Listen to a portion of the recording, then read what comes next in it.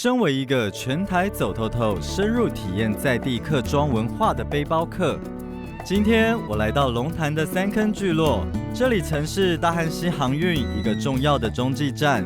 现在虽然已经看不到当年的风华岁月，但是当时经商致富的客家家族却也留下了具有时代意义的住宅。江家古厝最大的特色，那我们首先就靠近了，我先介绍这道墙面哈。这个墙它是一个防护墙，可是它一定还要利用它的通风。可是通风的话，你看太过于通风，它的要是没有做一个防护的功能的话，它就达到它又失去它那个防护墙的功能。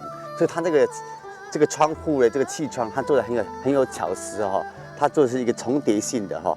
那变成就是用我们讲的这个遮而不掩，掩而不遮的一种盖面方式。那我让这边去看，你看不穿，可是它又达到通风的一个效果。单单这个墙面就是一个很大两大特色哈。像底下这个白的，就是这个石头，就属于压舱石哈，上面就属于红砖。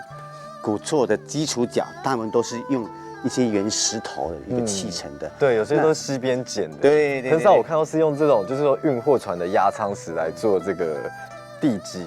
所以当时的家族就是应该是算蛮富裕的哈，所以再请师傅在这个压舱石去把它打造成要条状的或是扁形的，它的个性个人都是用打造出来的。这浮雕上面刻的是什么？好像这个浮雕上面我们看到有这个鸟啊，那鸟就代表喜鹊，是在喜事。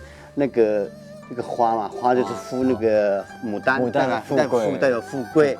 啊，像那边有一个鹿，啊，那代表就是吃公路饭，就是一个吃公家饭的意思哈。接着，江大哥跟我介绍江家老屋前的半月池。这个半月池是不是也是因为地理风水才建造的？对，一般早期的古厝前面都会有建造一口叫半月池。那一般讲说，这个水就是聚财嘛，啊，就水在前面叫聚财的意思，一个讲法。那又讲纳音，就是这样东西在走到家门口的时候，就掉在那个地方，就不会进家门了哈。农业用的话，它可以提供干旱时的灌溉啦，好，然后提供养鸭、养鹅、养鱼的一些增加一些农业产的收益。水土保持的话，它还有一个滞洪的功能，就是当下雨的时候，它把水引到这边来，就不会让它大量的往下冲哈。